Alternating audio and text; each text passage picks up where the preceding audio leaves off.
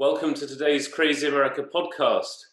My name is Reese Hancock, and if you're new here, then Crazy America is a chronicle of the everyday mayhem and madness across our great land, which here we aim to give you in bite-sized chunks.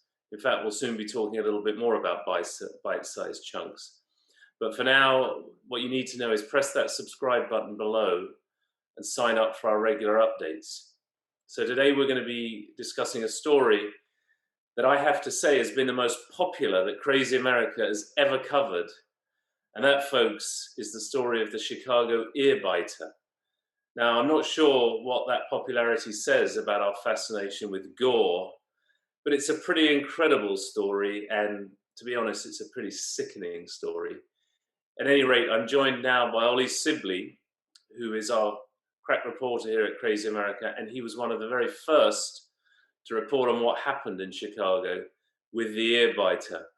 Ollie, how on earth did something as sick as this take place? And tell us a little bit more about what happened.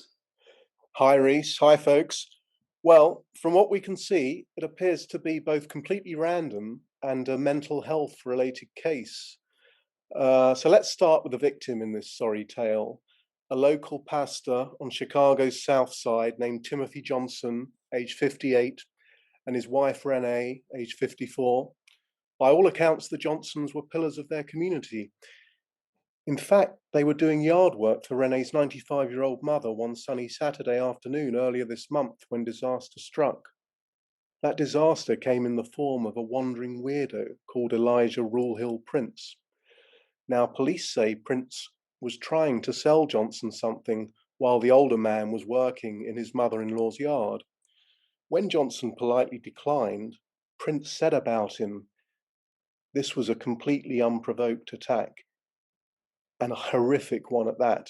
He gouged eyes, he punched, he kicked, he even drove a wooden stake into Johnson's eye. Worst of all, however, Prince used his teeth to literally bite chunks off of his victim's ears. My God. When Renee ran out into the yard, hearing the commotion, she got exactly the same treatment. Oh my God, Ollie. This sounds absolutely horrific. So what happened in the end to the poor couple? Are they okay? Well, there were reports last week that they were fighting for their lives as a result of all this and the horrific injuries that they sustained. We hope that's not true. We hope it's not as bad as it sounds. What we do know, however, is that the community has rallied around them. A GoFundMe page that was set up for them has already raised over $150,000 by the end of last week, which has in fact trebled its original $50,000 target. But their family have said that the physical injuries and the trauma they suffered will certainly be life-changing. And it looks like they face a long and painful recovery. And I think they'll be giving the yard work a miss for the next few weeks at least. I think that would be sensible on their part. Definitely. Give that yard work a miss, and when people come around selling things, maybe step back inside. But I guess we should ask, Ollie, what happened to this weird, horrible person that did this? What's the latest we have on Prince? Okay, so the latest information on Prince is that he's been charged with attempted murder and aggravated battery, and from what we have heard, that sounds like the least he should be charged with. He's also been ordered to undergo a psychiatric examination.